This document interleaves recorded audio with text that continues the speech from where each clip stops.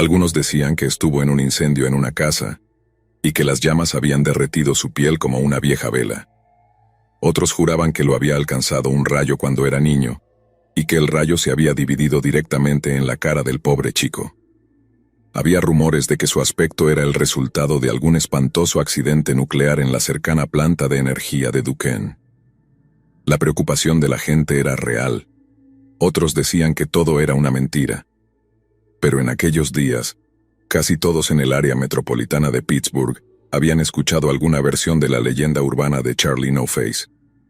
Algunos lo llamaban el Hombre Verde, otros el monstruo del condado de Beaver, pero los detalles eran esencialmente los mismos. Algunos habitantes mayores de Pensilvania incluso afirmaban haber conocido a Charlie No Face cuando eran jóvenes, diciendo que había sido, por mucho, el momento más aterrador de sus vidas. Lo describían como estrechar la mano con el diablo de Jersey, o compartir un espejo de maquillaje con la sangrienta y malhumorada Bloody Mary. Pensabas que era imposible, pero ahí estaba, tan claro como el día, tan real como tú y yo, porque Charlie No Face realmente existió, y la historia es tan aterradora y trágica como uno puede imaginar. El 16 de agosto de 1919, un niño de 8 años llamado Ray Robinson estaba dando un paseo con su hermana y algunos otros amigos cerca de Newcastle, Pensilvania. En un momento, los niños miraron hacia arriba y vieron un atractivo nido de pájaros encaramado en la cima de un árbol cercano. Solo que este árbol estaba peligrosamente cerca de un puente ferroviario abandonado. Se cree que los niños estaban involucrados en una actividad conocida como egging, en la cual cruelmente robaban los huevos de los pájaros para preservarlos, pintarlos o exhibirlos. Pero lo que Ray no sabía era que, solo un año antes, otro niño había intentado trepar al mismo árbol y logró tocar uno de los cables expuestos que aún tenían corriente. El niño murió tras 2 semanas de agonía, y Ray estaba a punto de cometer exactamente el mismo error casi fatal. Una cantidad horrenda de corriente eléctrica recorrió el cuerpo del pequeño Ray, tanta que sus ojos, labios, nariz y orejas se deformaron o se quemaron por completo. Uno de sus brazos quedó inutilizado por la caída subsiguiente, y una de sus manos fue arrancada de su muñeca por la fuerza de la corriente eléctrica. Sufrió un dolor y una agonía indescriptibles, pero gracias al arduo trabajo de algunos de los mejores médicos locales, el pequeño Ray Robinson milagrosamente sobrevivió. Como te puedes imaginar, la vida de Ray se volvió extremadamente difícil después del accidente, y no solo por sus lesiones. Muchas de las grandes casas victorianas en la zona rural de Pensilvania, incluida la casa donde creció Ray, realmente pueden ser algo digno de admirar. La extravagante arquitectura incluía techos altos, grandes ventanales, y a menudo la privacidad de tener baños dentro de las habitaciones. En algunos casos, el nivel de autosuficiencia doméstica significaba que una persona podía permanecer en un rincón aislado de la casa durante días, quizás incluso semanas. Al igual que proporcionaban una sensación de cómoda soledad, esas características también podían convertirse en horribles jaulas doradas para personas como Ray, y así es como su familia mantuvo su monstruosa figura oculta del público aterrorizado. Según todos los relatos, Ray fue mantenido aislado y marginado, incluso por su propia familia. Sin embargo, no fue maltratado completamente durante su crianza. Estaba bien alimentado, y su amor por el béisbol fue fomentado por sus padres, quienes le proporcionaron tanto tarjetas de béisbol como una radio inalámbrica con la que podía escuchar los juegos. Sus padres también entendían que él necesitaba mantenerse ocupado y que debían enseñarle a funcionar en la sociedad. Le proporcionaron los medios para aprender braille e incluso le enseñaron cómo fabricar carteras y felpudos a partir de neumáticos de goma usados.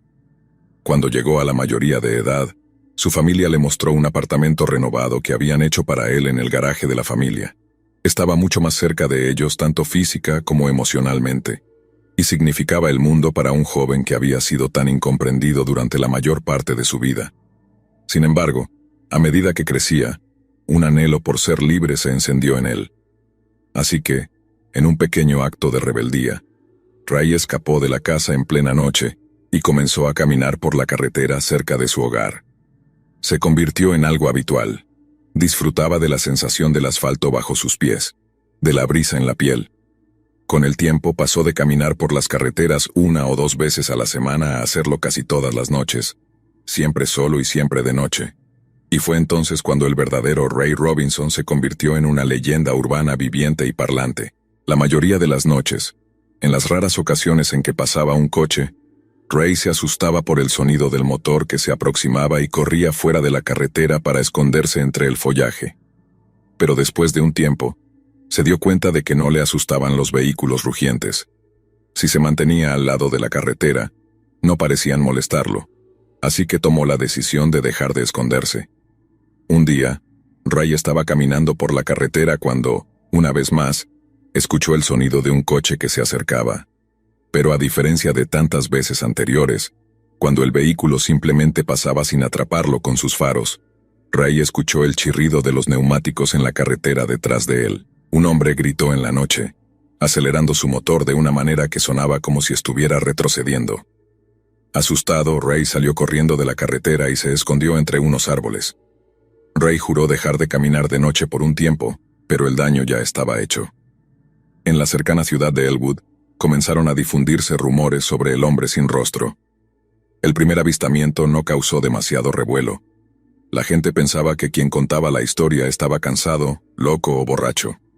Pero después de unos meses, un segundo avistamiento de un Ray Robinson obviamente inquieto causó cierto frenesí entre los habitantes locales.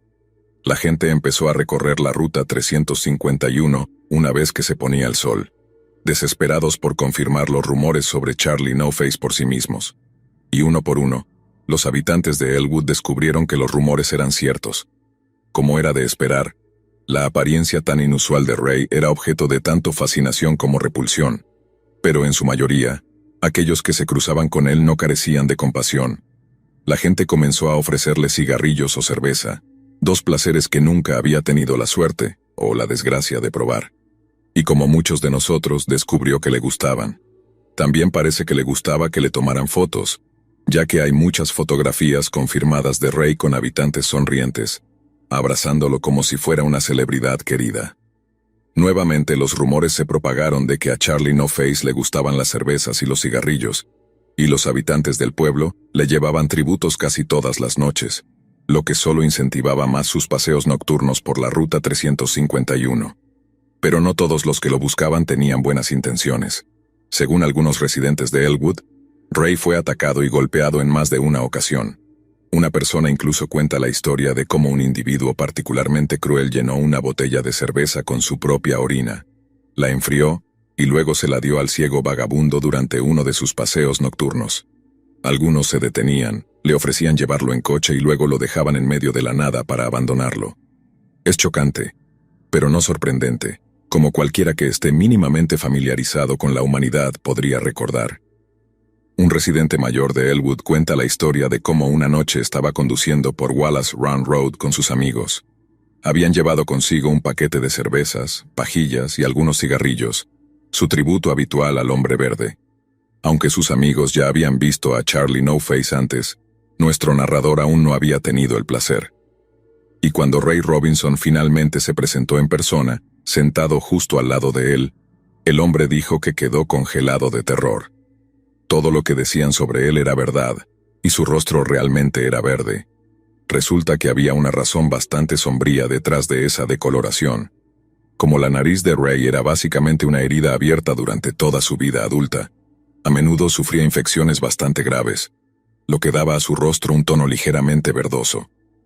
La gente necesita entender, se citó al residente diciendo, que este era un ser humano, una persona real, alguien que soportó una de las vidas más trágicas que he encontrado.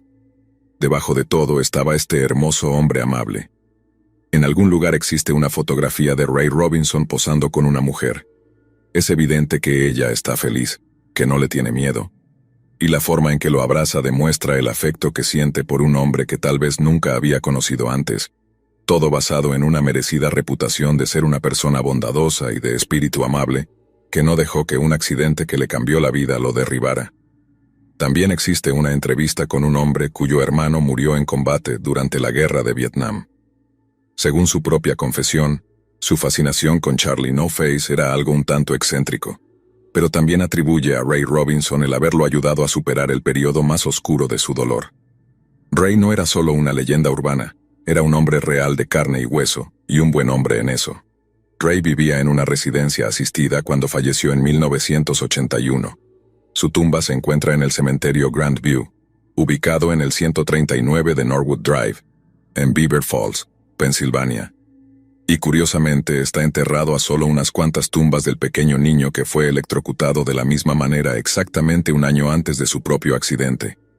Ocasionalmente, alguien pasa a dejar flores frescas en la tumba de Ray. No está claro si es una sola persona o varias, pero el mensaje es claro: el legado de Ray sigue vivo. Ya sea en los cuentos aterradores del hombre sin rostro o en el cariño que le muestran quienes llegaron a conocerlo, Ray Robinson ha dejado una huella. Así que brindemos por Ray Robinson, la leyenda urbana que resultó ser muy, muy real, y quien merece descansar en la paz más profunda y celestial.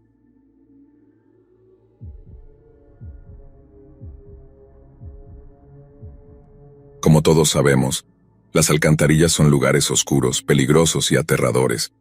El hogar ficticio de supervillanos, payasos malvados y reptiles postadolescentes entrenados en ninjitsu. Obviamente, hay muchas cosas desagradables, asquerosas y peligrosas ahí abajo. Ratas, tampones usados, papel higiénico, aguas residuales. Lo que se te ocurra. Si lo tiras por el inodoro, está ahí abajo. Pero, ¿qué hay de las infames colonias de caimanes que son tan prevalentes entre las leyendas urbanas? Sin duda es una afirmación que ha estado circulando durante décadas, y probablemente hayas escuchado alguna versión de la historia que dio inicio a la leyenda urbana. Supuestamente, un niño mimado recibe un caimán bebé de entre todas las cosas, como regalo de cumpleaños, y lo tira por el inodoro cuando se aburre de jugar con él. Años después, según cuenta la historia, el mismo niño mete la mano en una alcantarilla para recuperar una pelota perdida, y su brazo es arrancado por su antigua mascota, ahora monstruosa y hambrienta de sangre. Algunas versiones van aún más allá al sugerir que, después de que el caimán fue desechado a una edad tan temprana, viviría la mayor parte de su vida en un ambiente sin exposición a la luz solar, y con el tiempo, perdería la vista y el pigmento de su piel. Se dice que el reptil crecería hasta ser ciego y completamente albino, de un color blanco puro con ojos rojos o rosados. Otra razón por la cual un caimán albino se retiraría a una alcantarilla subterránea es debido a su vulnerabilidad al sol en la naturaleza. Al no tener pigmentación oscura en la piel, no tiene protección contra el sol, lo que le dificulta mucho sobrevivir en la naturaleza.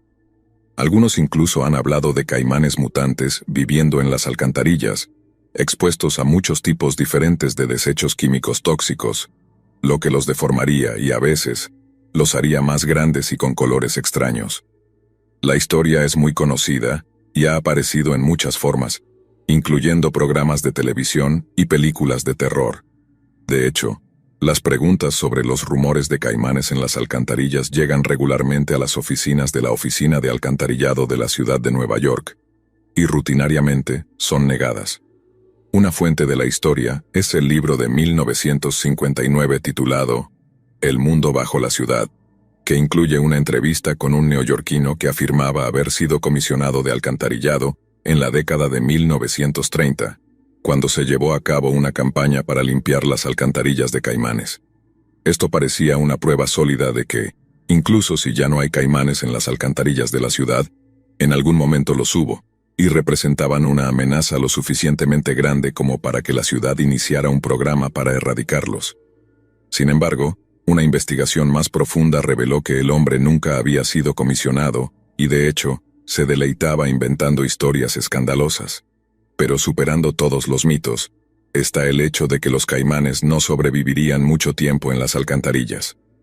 En una entrevista de 1982 con The New York Times, John F. T. Flattery, portavoz de la Oficina de Alcantarillado, dijo: "Podría darte muchas razones lógicas y contundentes de por qué el sistema de alcantarillado no es un hábitat adecuado para un caimán, pero baste decir que en los 28 años que llevo en el negocio de las alcantarillas, ni yo ni ninguno de los miles de hombres que han trabajado para construir, mantener o reparar el sistema de alcantarillado han visto nunca uno. Y un caimán de 3 metros y 360 kilos sería difícil de pasar por alto. Sin embargo, Nueva York es una ciudad grande y conocida por su rareza. Algunas personas tienen mascotas exóticas, y es posible que haya uno o más caimanes bebés condenados y miserables en algún lugar. Pero encontrar o poner un caimán en una alcantarilla de la ciudad de Nueva York no significa que décadas de historias sobre enormes caimanes en las alcantarillas sean ciertas. Hasta que te encuentras con un caso particular de 2010. ¿Un caimán? ¿Un cocodrilo? Nos quedamos atónitos, pero definitivamente era, bueno, un reptil bastante reptiliano, dijo la neoyorquina Joyce Hackett. Mientras volvía a casa en Manhattan atravesando las calles laterales de Queens, notó una multitud de unas 30 personas reunidas alrededor de un Old Navy. Bajé la ventanilla y le pregunté a una oficial qué estaba pasando. «Un caimán», respondió la oficial, como si lo más importante fuera que debería haber estado en su descanso. Me agaché y ahí estaba, sobre el asfalto mojado, agazapado e inmóvil. No era un caimán bebé de 20 centímetros. Este medía más de 60 centímetros, pero, honestamente, parecía menos un depredador amenazante y más una mascota abandonada que se escondía bajo un coche, como muchos de nosotros. Joyce estaba familiarizada con la historia del caimán en las alcantarillas, pero nunca por un segundo creyó que fuera verdad. Sin embargo, cuando se enfrentó a una evidencia abrumadora de lo contrario, no tuvo más remedio que ceder. Las alcantarillas y desagües pluviales de todo el vecindario estaban inundados por la tormenta. Joyce reflexionó. Tal vez una ola arrastró a esta criatura al pavimento de la civilización, separándolo de su grupo. Cuando se le preguntó si realmente se sorprendió o asustó al ver al caimán, Joyce solo pudo responder más o menos, porque Nueva York es una ciudad donde uno espera lo inesperado. Una ciudad donde las criaturas alienígenas echan raíces y cuyos desagües, sótanos, archivos y arroyos producen más historias de las que todos sus escritores pueden imaginar. Es una ciudad que, en pocas palabras, se escribe sola. Cada año, al menos media docena de personas preguntan a la oficina de alcantarillado de la ciudad de Nueva York sobre esos infames caimanes. John T. Flattery, jefe de diseño, responde rutinariamente esas consultas. Podría citarte muchas razones lógicas y contundentes por las cuales el sistema de alcantarillado no es un hábitat adecuado para un caimán, pero baste decir que en los 28 años que llevo en el negocio de las alcantarillas, ni yo ni ninguno de los miles de hombres que han trabajado para construir, mantener o reparar el sistema hemos visto uno. Flattery, cuyo sentido del humor es seco pero mortal, añadió: la única prueba clara de la ausencia de caimanes es que ningún funcionario sindical ha presentado nunca una infestación de caimanes como razón para pedir un aumento salarial para los trabajadores de alcantarillado. Aunque es casi imposible demostrar que algo no sucedió, aún sugeriría que, dada la falta de avistamientos creíbles, es seguro asumir que no hay caimanes allá abajo. Sin embargo, a pesar de lo que Flattery dice, entre los años 1927 y 1982, hubo 13 informes separados de personas que afirmaban haber visto caimanes en el sistema de alcantarillado de Nueva York y sus alrededores. El caimán bebé de 60 centímetros fue capturado en 2010 por la policía de Nueva York en las alcantarillas de Queens, y definitivamente venía de las alcantarillas. Sin embargo, es poco probable que haya estado ahí mucho tiempo, ya que John Flattery tiene toda la razón en su opinión de que los caimanes simplemente no podrían sobrevivir allí durante un periodo prolongado debido al frío invernal. Sin embargo, una vez que el frío ya no es un problema, los caimanes en realidad prosperan en ciertos sistemas de alcantarillado, y se han visto en los desagües y alcantarillas de Florida tan recientemente como en 2017. Esto se debe a que muchos de esos desagües desembocan en los pantanos durante los desbordamientos de tormentas, y durante los meses más fríos del invierno, los caimanes de Florida a veces se refugian en desagües convenientes y cazan ratas para complementar su dieta. Así que, a pesar de todos los que insisten en que es imposible, hay pruebas irrefutables de que los caimanes pueden vivir en los sistemas de alcantarillado de los Estados Unidos. Y aunque está claro que no pueden vivir allí mucho tiempo, el avistamiento del caimán en las alcantarillas de Queens es indudablemente verdadero. Así que tal vez la próxima vez que estés cerca de una alcantarilla durante una fuerte lluvia, ten un poco de cuidado, porque no es solo Pennywise quien podría agarrarte del brazo antes de arrancártelo, y podrías encontrarte siendo devorado vivo por algo que nunca creíste posible.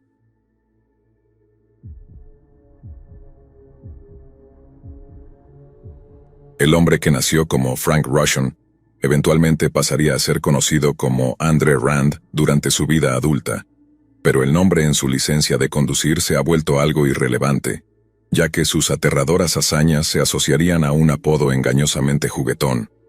Nacido en la ciudad de Nueva York el 11 de marzo de 1944, Rand pasaría la mayor parte de su vida en Staten Island, llegando a ser uno de los criminales más infames que el noreste haya conocido.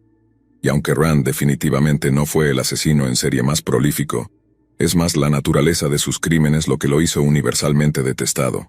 Verás, la presa preferida de Andre Rand eran los niños.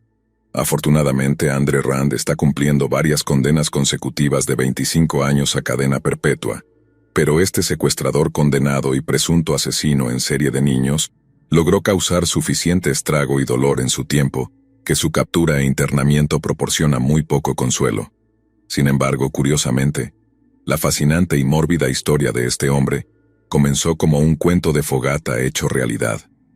Hace tiempo, los jóvenes de Staten Island se asustaban unos a otros contando historias de una figura monstruosa conocida solo como Cropsey. Supuestamente, una especie de hombre del saco con un gancho de acero afilado como una navaja en lugar de mano, Cropsey aparentemente arrastraba a niños inocentes de sus casas en medio de la noche antes de llevarlos a un hospital abandonado. Dependiendo de quién contara la historia, serías torturado, asesinado, devorado o cualquier combinación de las tres. Aunque los cuentos de fogata y las leyendas urbanas aterradoras son una parte emocionante de la infancia de casi todos, para los niños de Staten Island, estas ominosas historias pronto se volvieron inquietantemente reales. La línea entre ficción y realidad comenzó a desdibujarse cuando los niños locales comenzaron a desaparecer en la vida real. Y cuando sus cuerpos fríos y sin vida fueron encontrados, quedó claro que esto no era simplemente un cuento de fogata. ¿Podría ser que Cropsey fuera real? Durante la década de 1960, Andre Rand trabajaba como conserje en la escuela estatal Willowbrook, financiada por el gobierno estatal. Willowbrook era un centro caritativo que brindaba ayuda a niños con discapacidades. Superficialmente, todas las prácticas de Willowbrook eran buenas y adecuadas, pero al observar más de cerca, los funcionarios estatales comenzaron a desenredar una red de condiciones cuestionables y prácticas médicas poco éticas. Siguiendo el consejo de los inspectores, Willowbrook fue cerrada de inmediato, y Andre Rand se vio obligado a buscar un nuevo empleo. Rand tenía un historial limpio. Podría haber buscado cualquier tipo de trabajo no calificado, pero en su lugar eligió seguir una carrera aún más aterradora. Entre el cierre de Willowbrook a principios de la década de 1970, varias niñas pequeñas desaparecieron en el área alrededor del hospital abandonado. La primera fue Alice Pereira, de 5 años, el 10 de julio de 1972. La alegre y despreocupada niña parecía haber desaparecido en el aire mientras jugaba en la calle justo afuera de su casa, una calle ubicada a solo unos kilómetros al sureste del viejo hospital de Willowbrook. Por un tiempo, el paradero de la pequeña niña permaneció como un misterio completo. Había algo que los habitantes locales desconocían, que Andre Rand una vez se había llamado Frank Rushon, y Frank Rushon había pasado 10 meses en prisión por el secuestro de varios niños pequeños. El hecho de que solo cumpliera 10 meses se debe a que su abogado defensor logró básicamente negociar con el juez una condena por encarcelamiento falso, un delito con una pena considerablemente menor que el secuestro o la privación ilegal de libertad. Pero la condena fue suficiente para manchar el nombre de Frank para siempre, así que se le ocurrió una solución bastante simple y astuta. Cambió su nombre. Y tras mudarse a Staten Island, se convirtió en Andre Rand. Sin embargo, aunque Rand pudo ocultar su identidad a los habitantes del pueblo, no pudo esconder su identidad de los oficiales de policía, que estaban bien al tanto de su cambio legal de nombre. Así que, cuando la pequeña Alice Pereira desapareció en esa cálida tarde de julio, la policía consideró a Rand como el principal sospechoso. A pesar de sus convicciones, las pruebas eran endebles y no lo suficientemente sólidas como para obtener una condena firme en un tribunal de justicia. Y así, mientras los policías decidían esperar, los cuerpos comenzaron a acumularse. El 15 de julio de 1981, Julian Hughes, de 7 años, desapareció. Sus padres presentaron un informe de personas desaparecidas, mientras que varios testigos afirmaron haber visto a la niña con Rand poco antes de su desaparición. Una vez más, No se encontraron pruebas reales y no hubo arrestos. 2 años después, Rand volvió a ser el principal sospechoso cuando Tyhis Jackson, de 11 años, desapareció. Luego, en 1984, Hank Gafario, de 21 años, también desapareció. Estos inquietantes incidentes dejaron a los habitantes de la zona sumidos en el terror. Un terror que se agravaba por el hecho de que no se había detenido a una sola persona y no había un motivo claro para tanto sufrimiento. Pasaron 3 largos años antes de que la policía local finalmente obtuviera una pista en su investigación.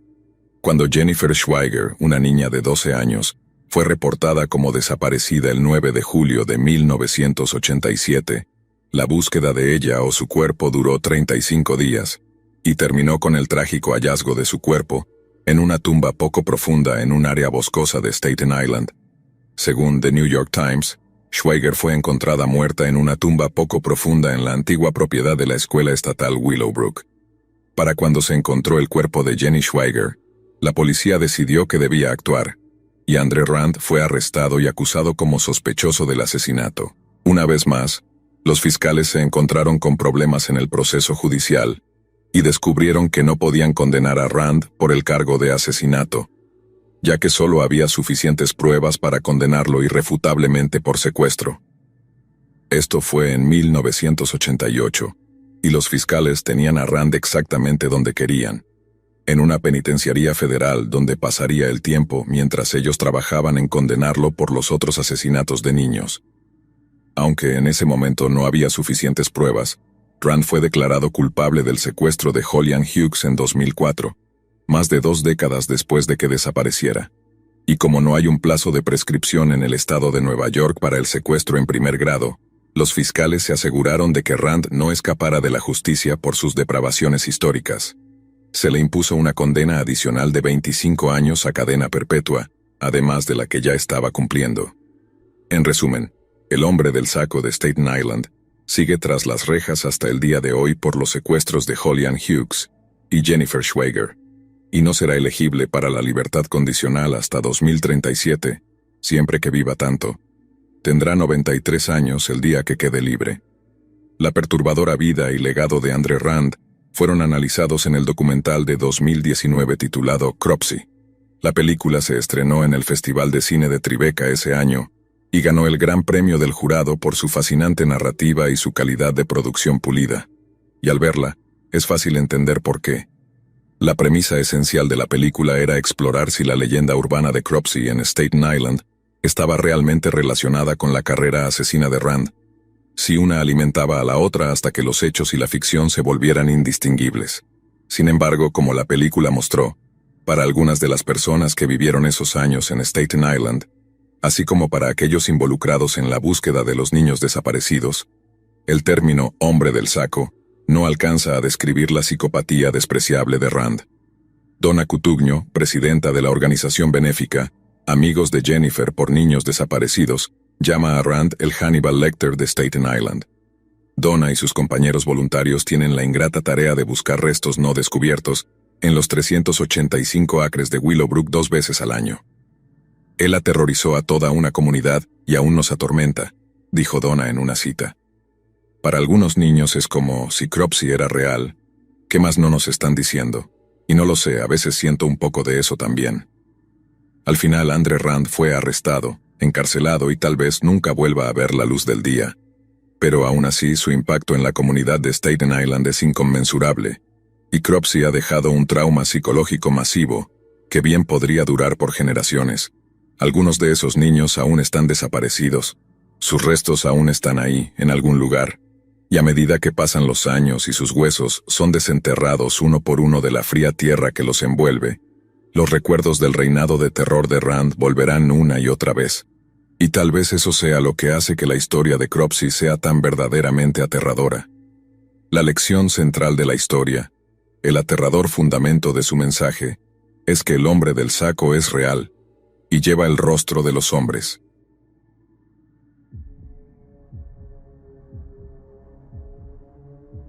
Irónicamente, una de las leyendas urbanas más horripilantes es quizás una de las menos conocidas, al menos en los Estados Unidos. Sin embargo, en Toronto, Canadá, Casi todos han escuchado la historia del abogado volador. Según la leyenda, un abogado adinerado estaba demasiado entusiasmado en mostrar todas las características de su extravagante oficina, ubicada en un enorme rascacielos de vidrio.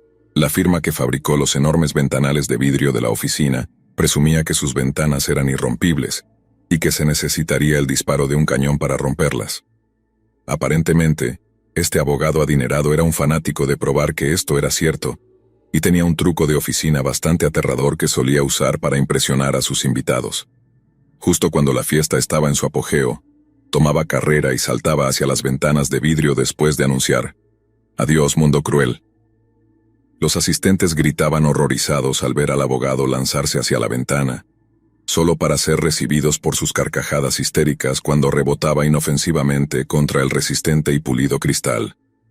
Una y otra vez, el abogado repetía su arriesgada hazaña, hasta que un día ocurrió lo impensable. Lo irrompible se rompió. El abogado tomó carrera, corrió hacia el vidrio, emocionado por los gritos de los recién llegados, pero cuando su gran cuerpo en movimiento golpeó el cristal, este se rompió. En lugar de girarse para reírse de aquellos que habían caído en la broma, el abogado solo fue acompañado por el sonido de sus propios gritos mientras caía 20 pisos hacia su muerte. Es una leyenda urbana que lo tiene todo. Lo imposible es posible. Los arrogantes son castigados y es tan teatral como lo son las leyendas urbanas. Sin embargo, tal vez el verdadero horror solo llega cuando nos enteramos de que toda la historia es completamente y absolutamente cierta. Después de completar una carrera en ingeniería antes de asistir a la escuela de Derecho, Gary Hoy consiguió un trabajo practicando Derecho Corporativo y de Valores en la ciudad canadiense de Toronto. Trabajaba para una firma conocida como Holden Day Wilson, un bufete de abogados ubicado en el piso 24 del Toronto Dominion Center. Luego, el 9 de julio de 1993, Hoy notó que alguien estaba dando un recorrido por la oficina a un grupo de estudiantes de Derecho de una universidad cercana. Como lo había hecho muchas veces antes, intentó demostrar la resistencia del vidrio de las ventanas del edificio, arrojándose contra una de ellas. Para asustar a los estudiantes, Hoy tomó su habitual carrera y se lanzó contra el vidrio. Aquí es donde la leyenda urbana difiere de la historia real. Resulta que el vidrio era realmente irrompible y no se rompió, ni siquiera el día de la muerte de Hoy. En su lugar, algunos viejos tornillos oxidados, cansados de los continuos abusos de Hoy, simplemente se soltaron y permitieron que el panel de la ventana se deslizara fuera de su lugar. Justo frente a los estudiantes, completamente desprevenidos, Gary Hoy gritó mientras caía por el hueco dejado por la ventana y se precipitaba 24 pisos hasta su muerte. El ingeniero estructural del edificio, Bob Greer, fue contactado por el Toronto Star para dar su opinión. Al enterarse de la imprudencia de Hoy, fue citado diciendo: «No conozco ningún código de construcción en todo el mundo que permita a un hombre de 73 kilos correr contra una ventana de esa manera. Debía haber estado fuera de su maldita mente». En otra entrevista, la empresa que fabricó los cristales fue rápida en declarar que las ventanas no se rompieron realmente. «Solo queremos aclarar eso. Se salió del marco, eso fue lo que causó la caída del señor Hoy. Un mal trabajo de instalación, no nuestro producto». Holden Day Wilson nunca se recuperó de la muerte de Hoy, y fue definitivamente uno de los factores que contribuyó al eventual cierre de la firma, menos de 3 años después. En ese momento, fue la mayor disolución de un bufete de abogados en la historia de Canadá, pero los periódicos nacionales parecían olvidar que la muerte de Hoy había ocurrido. El cierre de la firma fue atribuido a una mala gestión y discrepancias financieras, y el hecho de que el fantasma de Gary hubiera atormentado a todos los que presenciaron su muerte fue completamente ignorado. Tal vez esto se deba a que la historia se mencionaba con tanta frecuencia en los medios de ficción, referenciada en televisión y cine, que la gente simplemente asumió que era una invención de algún escritor con demasiada imaginación. Y podemos entender por qué. El cuento es verdaderamente aterrador, algo que preferimos decirnos que no ocurrió en lugar de enfrentar la escalofriante verdad de que un hombre realmente acabó quitándose la vida por culpa de una broma estúpida.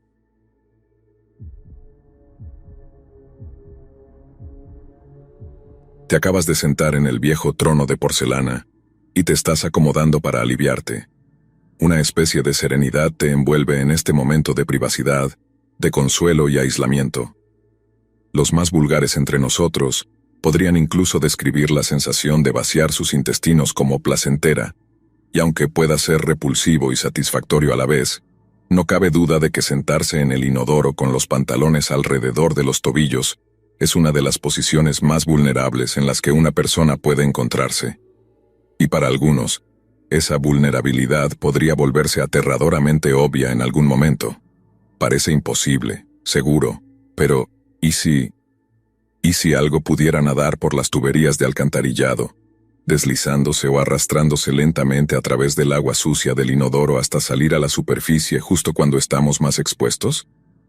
Tal vez una rata agitando su carnosa cola rosada, saliendo a la superficie con un chillido y luego lanzándose con los dientes hacia nuestro trasero. O una serpiente deslizándose por las tuberías antes de clavar sus colmillos en... ya sabes dónde. O quizás un caimán flotando en el inodoro, esperando a que lleguemos y levantemos la tapa para arrancarnos una extremidad o dos. La mayoría de nosotros hemos tenido algún tipo de pensamiento irracional similar mientras estábamos en el inodoro. Pero, ratas, serpientes o caimanes realmente no pueden nadar por nuestras tuberías, ¿verdad? Quiero decir, eso tiene que ser solo una leyenda urbana. Bueno, lamento decírtelo, amigos, pero es verdad. Las ratas han estado subiendo por las tuberías de alcantarillado y entrando en los inodoros de las personas con una frecuencia aterradora, y durante tanto tiempo como han existido los sistemas de alcantarillado. Magnolia es el segundo vecindario más grande de Seattle, ocupando una península montañosa al noroeste del centro de la ciudad. Fue nombrado por el capitán George Davidson del Servicio Geodésico de los Estados Unidos en 1856, quien supuestamente confundió los numerosos árboles de madroño con magnolias. Dado lo temprano de su fundación, algunas secciones de Magnolia tienen un sistema de alcantarillado muy arcaico. Aunque están hechas de metales mucho más pesados, algunos podrían argumentar que las antiguas tuberías de alcantarillado son tan fuertes como las de polímero moderno. El único problema es que son bastante diferentes, y ser más grandes tiene sus desventajas, como lo descubrió un desafortunado residente para su horror absoluto una noche. Obviamente se acercaron a su inodoro con la intención de aliviarse antes de irse a la cama, pero cuando levantaron la tapa, la visión que les recibió hizo que la sangre se les helara. Mirándolos con ojos fríos y pequeños y dientes amarillos afilados, estaba una enorme rata de alcantarilla empapada. El grito que debe haber provocado en el desprevenido propietario debió ser lo suficientemente fuerte como para despertar a los muertos, ya que la bestia chillona saltó del inodoro en un intento de escapar. Parecía cubrir su huida con un ataque repentino, y logró hacer retroceder al propietario lo suficiente como para poder escapar limpiamente del baño. El propietario quedó atónito y horrorizado, llorando en el suelo del baño después de semejante sorpresa terrible. «Ahora me siento completamente inseguro en mi propia casa», dijo el propietario en una carta al Departamento de Salud Pública del Condado de King. Los medios de comunicación locales se pusieron en contacto con un hombre llamado Don Pace, un especialista en control de roedores del Departamento de Salud Pública del Condado de King. «Es una experiencia que cambia la vida si te sucede», dijo, admitiendo que los incidentes son mucho más comunes de lo que se nos hace creer. Te asusta porque no lo esperas. Solo en el condado de King ha habido más de 400 incidentes reportados de ratas de alcantarilla apareciendo en los inodoros de las personas en los últimos 10 años, con Pace diciendo que su departamento maneja entre 50 y 80 casos de ratas en el inodoro al año. Notoriamente conocidas por ser propagadoras de la infame peste negra, las ratas son una de las plagas urbanas más detestadas y ubicuas. Y ciertamente, no les favorece en nada su reputación cuando invaden la privacidad de los baños de las personas. Pace ha estado ayudando a la gente a deshacerse de ratas en inodoros durante más de 20 años en el condado de King. Las ocurrencias de ratas en inodoros son ahora tan regulares en algunas partes del noroeste de los Estados Unidos que Don ha creado una página web para ayudar a las personas a lidiar con el problema. Tratamos de decirle a la gente que no entre en pánico. Todo lo que tienes que hacer es cerrar la tapa y tirar de la cadena. La rata tratará de nadar de regreso o se cansará y se ahogará, dijo Pace. Puede que tome más de una descarga para exiliar a los intrusos peludos. Por lo general, las ratas noruegas miden entre 15 y 20 centímetros de largo, o 30 centímetros si incluyes la cola, así que no es fácil hacerlas bajar, déjame decirte. A veces me siento como un superhéroe porque todos están tan contentos cuando me ven, dijo. Por lo general, continuó, la historia es algo como esto. Una persona escucha un ruido de chapoteo a la 1:30 de la madrugada en el inodoro. Van a ver y encuentran a una rata nadando en círculos. Sin embargo, en 5 minutos ha desaparecido. Hay agua por todas partes y no hay señales de ninguna entrada obvia. Parece imposible, pero sucede mucho, y hay muy poco que podamos hacer al respecto, aparte de lidiar con los incidentes cuando surgen. Algunas de las quejas públicas al Departamento de Salud Pública del Condado de King están disponibles en línea. Una decía, tengo el desafortunado deber de informar que encontré una rata en mi inodoro esta noche, el 1 de julio de 2013. Está viva y nada contenta de estar donde está. Intentaré usar jabón líquido y tirar de la cadena. Si eso no funciona, supongo que buscaré unos guantes de cuero grueso y veré si puedo sacarla de esa manera. Mi esposa escuchó ruidos de arañazos en el inodoro, decía otra queja. Levantó la tapa y vio una rata. Gritó, tiró de la cadena 3 veces y la rata desapareció. Luego roció jabón líquido en el inodoro y tiró de la cadena 2 veces más. Luego vertió lejía por el fregadero de la cocina seguida de agua hirviendo. Don Pase dijo que aprueba el método del jabón líquido mencionado arriba. El jabón rompe la tensión superficial en la taza del inodoro y dificulta que la rata nade. Pero las medidas no se detienen ahí. Si alguien reporta una rata en el inodoro al condado, Pace suele dejar veneno en una alcantarilla cercana para atacar a otras ratas que podrían estar considerando una invasión. Probablemente lo mejor sea evitar atraer ratas en primer lugar, dijo Don. Las ratas normalmente persiguen la comida que se vierte por el desagüe, pero desvían su ruta hacia el inodoro porque no pueden acceder al fregadero. Suben donde encuentran el acceso más fácil, la taza del inodoro. Cada casa tiene un fregadero, así que cada casa tiene un punto de entrada para las ratas. Esto sucede en todo Seattle, desde el extremo sur hasta el extremo norte, comentó. Don recomienda limpiar los desagües regularmente, preferiblemente usando una taza de bicarbonato de sodio, una taza de vinagre y una dosis saludable de agua hirviendo. Es particularmente importante hacer esto en verano y otoño, ya que es cuando las ratas están más activas de forma natural. Pero dicho esto, los incidentes aún son raros en general, y cuanto más modernas sean tus tuberías, menos probabilidades hay de que ocurra un incidente con ratas en el inodoro. Así que, tranquilos amigos, las posibilidades de encontrar realmente una rata sentada en el inodoro son relativamente bajas. Pero lamento decir que sí ocurre, por lo que tal vez sea mejor que todos empecemos a dejar la tapa del inodoro cerrada para mantener fuera a las ratas de alcantarilla. Pero si lo haces, recuerda que cada vez que levantes la tapa, estarás jugando a la ruleta con la posibilidad de ser emboscado por una enorme y enfadada alimaña.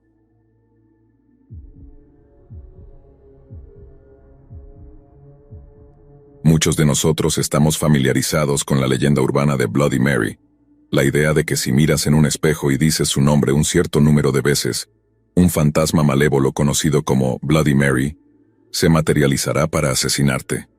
Algunos dirían que la serie de películas de Candyman tomó prestado este concepto, haciendo que el protagonista mire en un espejo mientras repite el nombre del personaje principal como un medio para invocarlo. Sin duda es un recurso aterrador, la idea de mirar en un espejo solo para que alguien o algo aparezca de repente detrás de ti. Es suficiente para hacer temblar incluso al más valiente de nosotros. Pero nadie ha aparecido de repente desde el espejo de alguien para asesinarlo, ¿verdad? Aquellos de ustedes que prefieren permanecer en una ignorancia feliz, les imploro que dejen de escuchar ahora mismo. Pero para el resto de ustedes que no les importa estar un poco paranoicos durante los próximos días, déjenme presentarles la historia de Ruthie Mae McCoy. Alrededor de las 8:45 de la noche del 22 de abril de 1987, Ruthie Mae McCoy hizo una llamada al 911 desde su apartamento en el piso 11 del complejo habitacional Habla, en la calle West 13th de Chicago. Después de que el despachador de la policía le preguntó a Ruthie qué tipo de ayuda necesitaba, encontró su respuesta increíblemente desconcertante. En efecto, Ruthie le dijo que alguien estaba tratando de entrar a su casa a través del gabinete del baño. «¿Quieren entrar?», dijo. «¿Desde dónde?», preguntó el despachador. «Quieren entrar por mi baño», respondió Ruthie. Estoy del otro lado, están tratando de meterse a través de mi gabinete del baño. El despachador ya había establecido que Ruthie estaba en el piso 11 de un edificio alto en la calle 13.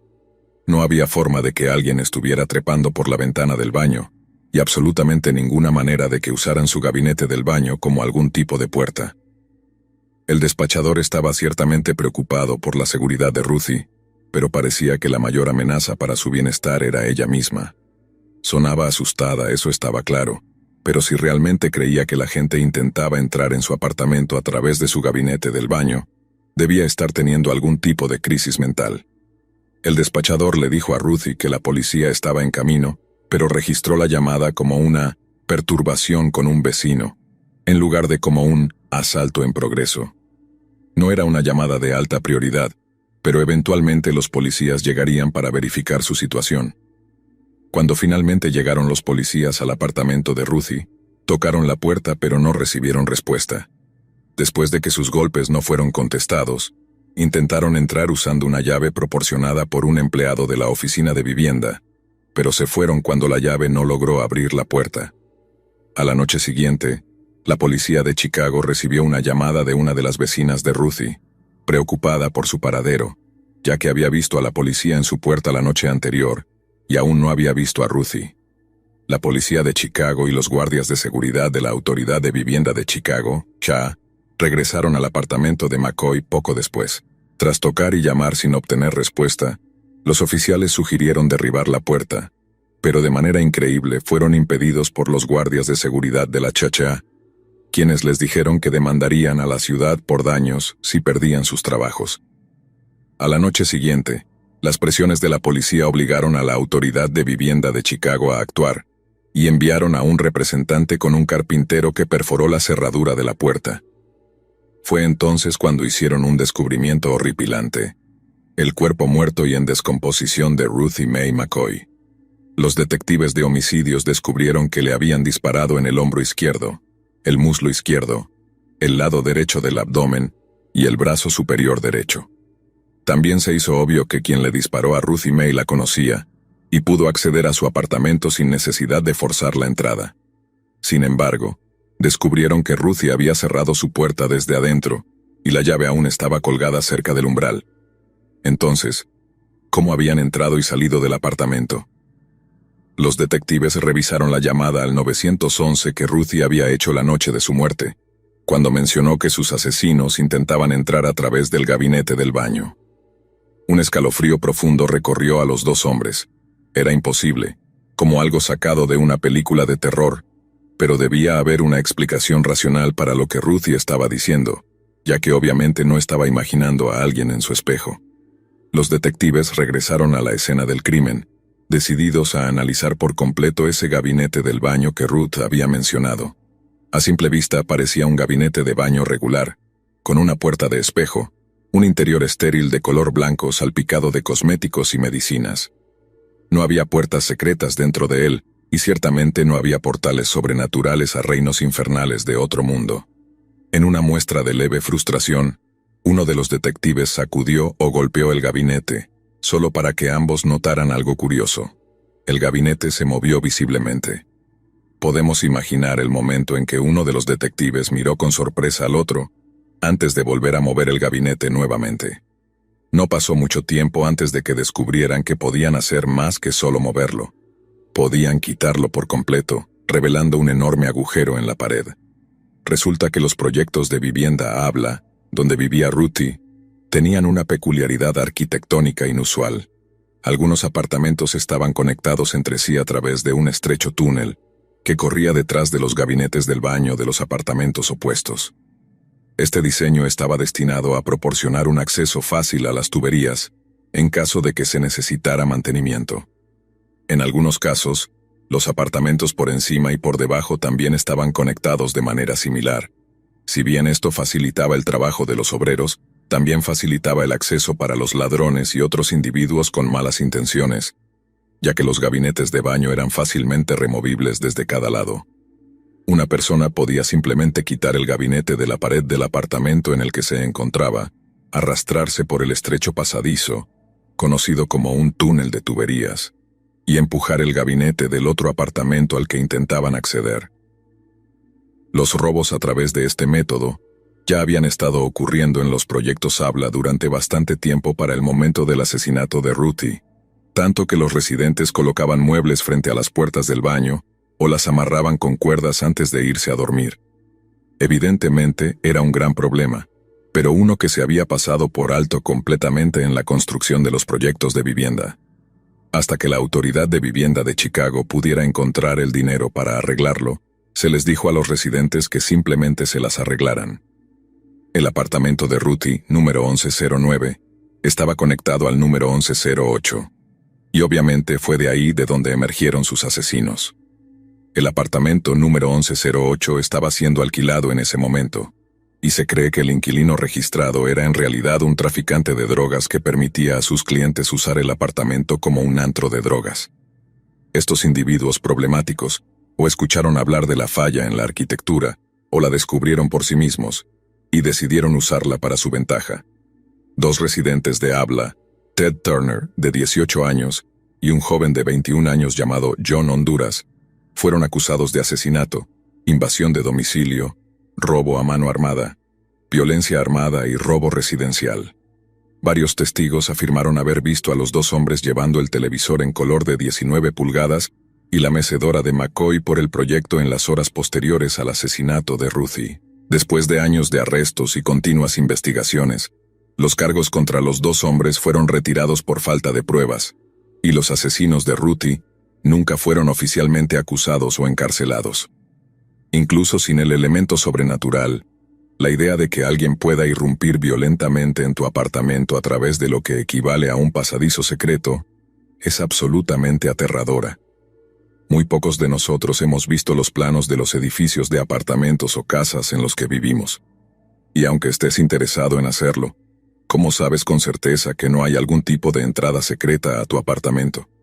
Y si la hay, ¿cómo sabes que no hay alguien deslizándose por ella en este mismo instante, listo para saltar sobre algún pobre fanático de las historias de terror para darle su propio relato de horror personal?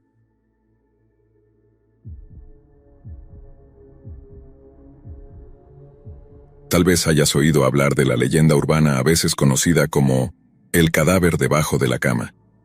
La leyenda cuenta la historia de una pareja que está de vacaciones y se hospeda en un motel barato al lado de la carretera, solo para descubrir un olor fétido en su habitación. Durante la noche, el hedor se vuelve tan insoportable que no pueden dormir, y deciden llamar a un miembro del personal para quejarse. El empleado descubre entonces que el mal olor proviene de la cama, y al mirar debajo del armazón, encuentra que la pareja había estado durmiendo encima del cuerpo en descomposición de una joven que había sido metida en el cajón de la base de la cama. Es, sin duda, una de las leyendas urbanas menos conocidas, pero es aún más aterradora por el hecho de que en realidad es una historia verdadera. No solo eso, sino que ha habido múltiples casos de personas durmiendo en habitaciones donde se han escondido cadáveres. Y dos de esas desafortunadas almas fueron James y Rhonda Sargent. La pareja había estado en la carretera por horas antes de registrarse en la habitación 222 del Budget Lodge Inn en Brooks Road, en Memphis, Tennessee. Esa noche la pareja dijo que se quejó con el personal del motel porque la habitación apestaba y olía horrible. Encendieron un poco de incienso que habían comprado en una tienda hippie cercana, pero parecía que nada podía cubrir el repugnante olor. Parecía que alguien ya había intentado antes, porque los Sargent notaron que había hojas suavizantes de telas metidas en las baldosas del techo y en rincones, y el olor era más fuerte cada vez que alguien se sentaba en la cama. Fue quizás la peor noche de sueño de sus vidas, y a la mañana siguiente, la pareja abandonó el motel decidida a no volver nunca más. Algún tiempo después, el mal olor había atraído suficiente atención negativa como para que los dueños del motel finalmente decidieran llamar a la policía. Más de un huésped había comentado que huele como un cadáver ahí, en la habitación 222. Y no estaban equivocados. Los detectives de homicidios reconocieron instantáneamente el olor como proveniente de un cadáver, y después de dar vuelta a la habitación, encontraron el cuerpo en descomposición de Sonny Millbrook, una madre de 4 hijos de 28 años. Durante el curso de la investigación policial que siguió, Se descubrió que Sonny se había registrado en el Budget Inn en algún momento de enero de 2010. Estaba alojada con su novio y padre de 4 de sus hijos, Lakeith Moody, y la habitación estaba a su nombre. Millbrook había estado allí durante un par de semanas cuando, un día a fines de enero, no recogió a sus hijos de la guardería. Su hermana, Linda James, la reportó como desaparecida. La policía cree que murió el mismo día en que desapareció, pero los trabajadores del motel dijeron que habían embolsado las pertenencias personales de Millbrook y limpiado la habitación. Los trabajadores dijeron que no parecía faltar nada, y la habitación fue alquilada de nuevo. Si Sonny había sido víctima de un crimen, ciertamente no parecía haber sido en el Budget Inn, o al menos eso parecía. Después de que se encontrara el cuerpo de Sonny, Lakeith Moody fue detenido mientras conducía el automóvil de Millbrook, y fue arrestado por cargos federales de ser un delincuente en posesión de un arma de fuego. No fue hasta su juicio en 2014 que fue condenado por el asesinato de la madre de su hijo, y automáticamente recibió una sentencia de cadena perpetua, de acuerdo con la ley estatal. Estoy en shock porque estoy como... Ok, me acosté sobre el cuerpo de esta señora, dijo Rhonda Sargent, quien se hospedó en la habitación después de la desaparición de Millbrook y antes de que se encontrara su cuerpo. Esta es la hija de alguien, la madre de alguien. ¿Por qué no investigaron esto a fondo?, añadió. Creo que habría revisado por todas partes, dijo su esposo James. Creo que habría sabido mirar debajo de la cama. Sin embargo, no lo hicieron. Tampoco lo hizo la policía. Ya estaba claro. Hablemos de arruinar la escena del crimen, dijo el director de la policía de Memphis, Larry Godwin, en marzo. La habitación también había sido alquilada varias veces con casi ninguna queja. Era como... Bueno, no tenemos ninguna evidencia aquí. Los oficiales querían resolverlo, y por eso tomaron una dirección diferente. Ya sea por infortunio o simplemente por incompetencia por parte de la policía investigadora, es imposible juzgarlo, pero algo queda claro. Un alarmante número de personas realmente ha dormido en camas bajo las cuales había sido ocultado un cadáver. Así que la próxima vez que estés en la carretera y te detengas para pasar la noche en un motel junto a la carretera, asegúrate de que no haya nada que esté enmascarando algún olor desagradable en particular. Y como siempre revisa debajo de la cama, ya que, aparentemente, nunca sabes realmente cuándo estarás durmiendo con un compañero de cuarto inesperado.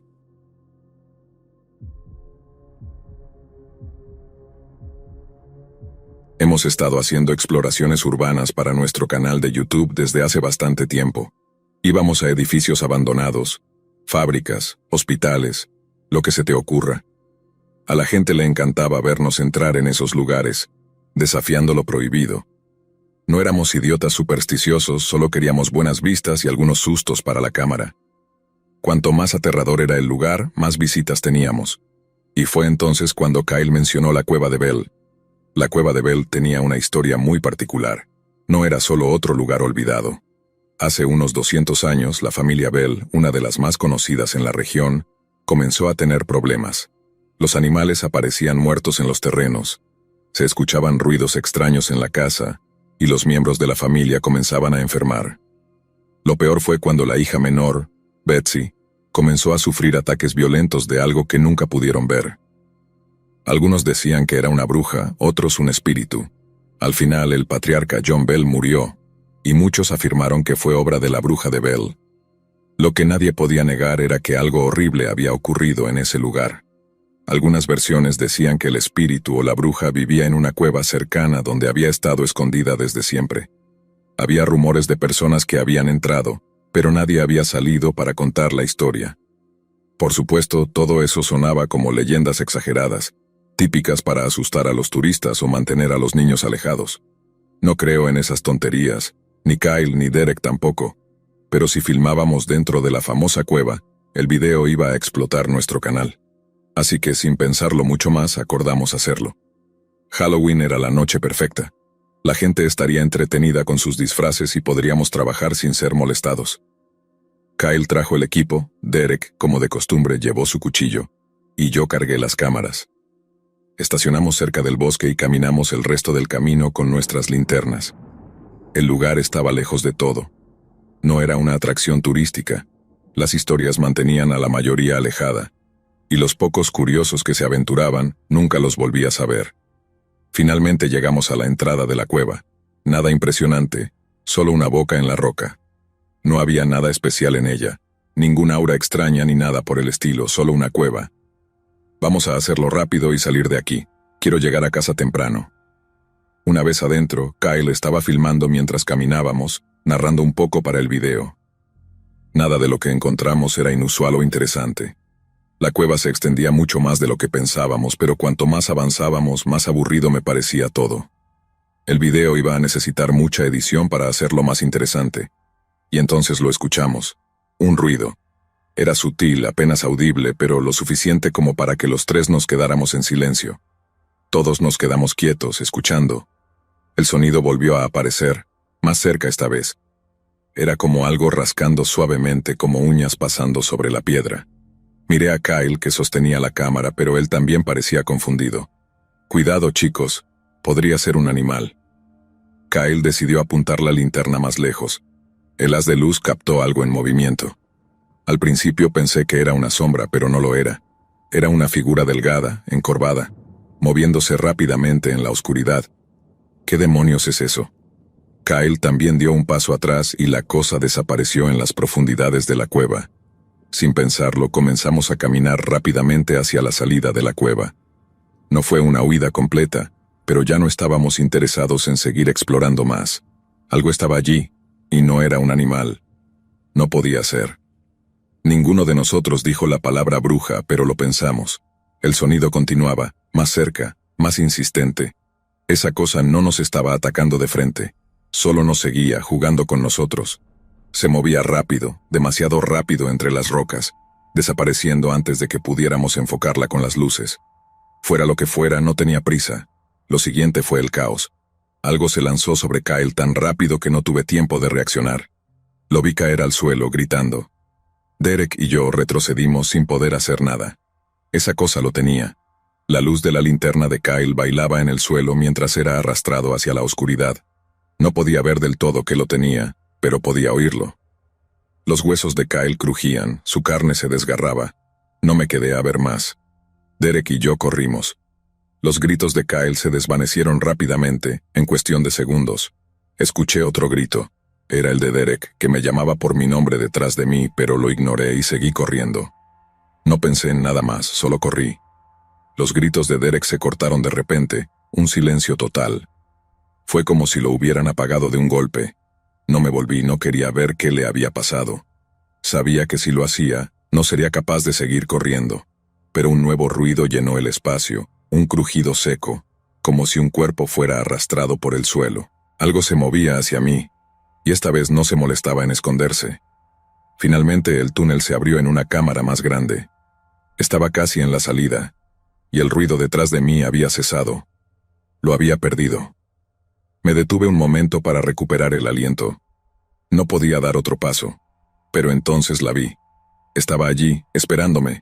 Era enorme, humanoide, pero apenas reconocible como algo que alguna vez fue humano. Su piel era blanca, casi translúcida, su cuerpo estaba retorcido en ángulos imposibles, como si alguien lo hubiera deformado a propósito. Sus extremidades eran largas y delgadas, demasiado largas para un ser humano. Pero lo peor era su cabeza, grande, calva, con dos ojos hundidos y sin vida, negros como el carbón. La boca era enorme, colgaba abierta con dientes largos y afilados que parecían no encajar bien en su mandíbula. Me miró.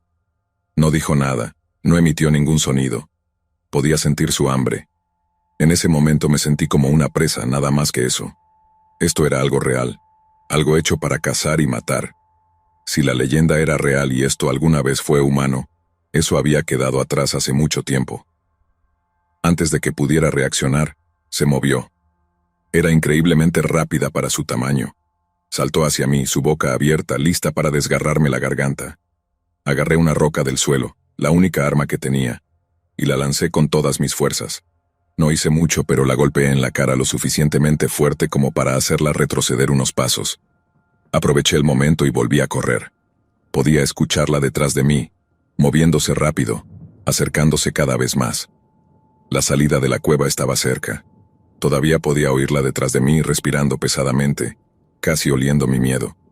Estaba más cerca de lo que imaginaba. Sabía que en cualquier segundo me alcanzaría. De repente, sentí sus largos y fríos dedos en mi hombro, tirando de mí hacia atrás. Caí de cara al suelo golpeando mi cabeza contra la roca.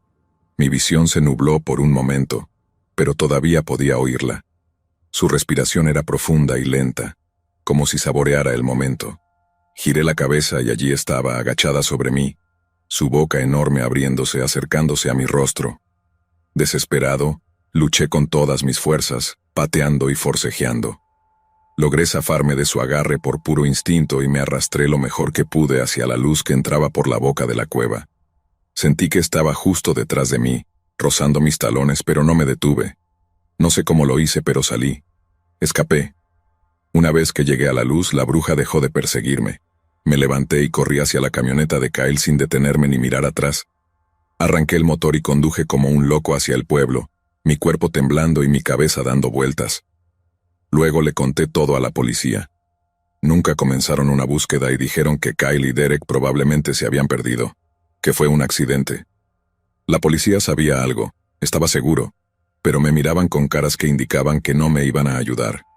Eran rostros que nos culpaban por haber ido a ese lugar. Y fue entonces cuando me di cuenta de lo que estaba pasando en ese pueblo. Todos sabían que la leyenda de la bruja era real, y nosotros no éramos las primeras víctimas, ni seríamos las últimas.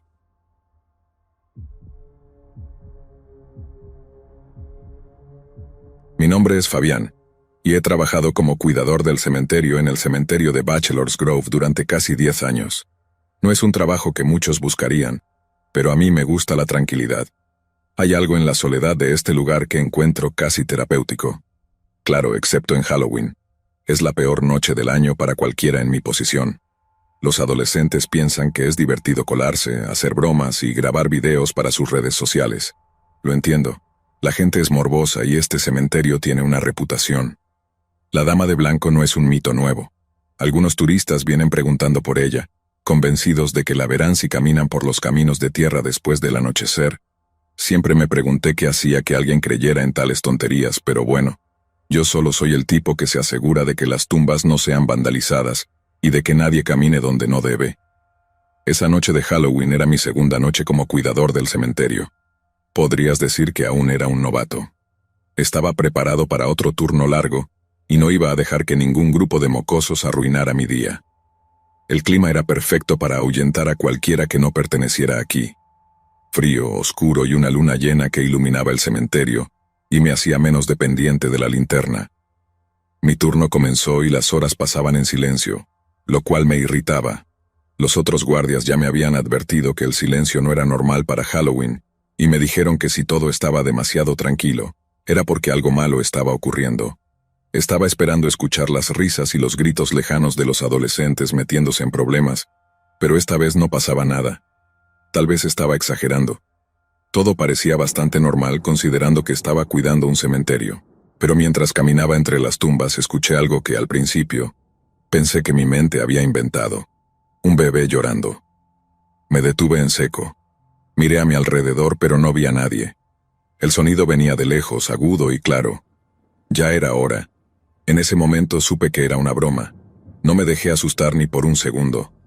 Me preguntaba cómo lo habrían hecho. Tal vez habían dejado un teléfono escondido reproduciendo el sonido para hacerme perder el tiempo. Los chicos de hoy son bastante ingeniosos cuando quieren gastar bromas. Sin embargo, a medida que el llanto continuaba, sentí una incomodidad que no podía sacudirme. Era demasiado real. El llanto del bebé no parecía alterado ni provenía de altavoces. Seguí el sonido caminando más rápido, molesto, pero también con una sensación que no podía explicar. Cuando llegué al lugar de donde provenía el llanto, vi un pequeño bulto envuelto en mantas colocado sobre una vieja tumba. No podía ser real. Me acerqué lentamente, sin apartar los ojos del bebé. Pensé que era un juguete al principio, pero algo en la forma en que se movía me incomodaba. Si alguien había dejado un bebé como una broma, era de muy mal gusto. Traté de acercarme para verlo mejor cuando de repente una mujer vestida de blanco apareció de la nada y agarró al bebé. Mi primer instinto fue gritar, «¡Basta de bromas! Esto no es gracioso». La mujer no respondió. Caminó lentamente con el bebé en brazos, como si no hubiera oído mis palabras. Apenas podía ver su rostro bajo el velo blanco que lo cubría. Voy a llamar a la policía. Será mejor que terminen con esto ahora. Ya se han divertido bastante. Van a hacer un gran video para YouTube. Ella no se detuvo. Se dirigió detrás de un gran mausoleo antiguo, uno que rara vez visitaba. Aceleré el paso, convencido de que la encontraría, pero cuando giré la esquina, ella había desaparecido, como si nunca hubiera estado allí. Me quedé congelado, incapaz de procesar lo que acababa de suceder. El llanto del bebé también había cesado. Toda la atmósfera comenzó a volverse sofocante, como si el aire se hubiera vuelto más pesado. Esa misma sensación que uno podría sentir cerca de una caldera o en una fábrica. Corrí alrededor del mausoleo y revisé cada esquina, pero no había rastro de ella. Lo peor de todo es que ya no creía que fuera una broma. Lo que había presenciado era demasiado real para ser una simple burla, y eso me asustaba más que cualquier otra cosa. Decidí regresar a mi puesto, pero a mitad de camino, el llanto del bebé volvió. Era el mismo sonido agudo que me había llevado a esa tumba. Esta vez dudé en seguirlo. Todos mis instintos me decían que no lo hiciera. Sin embargo, la posibilidad de que un bebé realmente estuviera en peligro pudo más que mis miedos. Caminé lentamente siguiendo el sonido que me llevó de vuelta al mausoleo donde había visto desaparecer a la mujer. El lugar estaba más oscuro que de costumbre. La linterna apenas iluminaba y la luz de la luna no alcanzaba ese sitio, que parecía estar cubierto por las sombras del mausoleo. El llanto ahora provenía del interior. Me acerqué a la pequeña ventana rota para mirar adentro, esperando ver algo que me explicara todo esto. Lo que vi, o mejor dicho, lo que sentí fue puro terror. De la oscuridad del mausoleo salió una mano podrida con carne colgante y largas uñas. Antes de que pudiera reaccionar, esa mano agarró mi rostro con una fuerza inhumana y comenzó a arrastrarme hacia adentro. El agujero en la ventana era demasiado pequeño, pero el demonio que me sujetaba no parecía notarlo. Me empujaba y tiraba de mí con una fuerza que nunca había sentido antes. Mi cabeza golpeaba contra la puerta de metal del mausoleo mientras el demonio continuaba jalándome. El dolor era insoportable. Intenté gritar, pero la mano cubría mi boca y apretaba cada vez más fuerte. Sentí como la piel de mi rostro se desgarraba, y el sabor metálico de mi propia sangre llenaba mi boca. Sabía que no sobreviviría mucho más si eso continuaba. Golpeé la puerta tantas veces que comencé a perder el conocimiento. Mi cuerpo se rindió, y el demonio finalmente me soltó. Caí al suelo. Ya no me dolía, pero eso era malo. Después de tantos golpes debería sentir algo, pero me habían golpeado tan fuerte que estaba al borde de desmayarme. Apenas podía moverme, apenas podía respirar, pero seguía consciente. Vi cómo la puerta del mausoleo se abría lentamente. Desde el suelo, mi visión borrosa me mostró una figura con un vestido blanco que salía del mausoleo. Unas piernas pálidas y descalzas se acercaban a mí, y entonces todo se volvió negro. Desperté sobresaltado en mi puesto de trabajo. Al principio pensé que todavía estaba en el mausoleo, pero pronto noté que estaba en mi pequeña caseta donde me sentaba durante mi turno. Antes de que pudiera reaccionar solté un terrible grito. Había una cara frente a mí.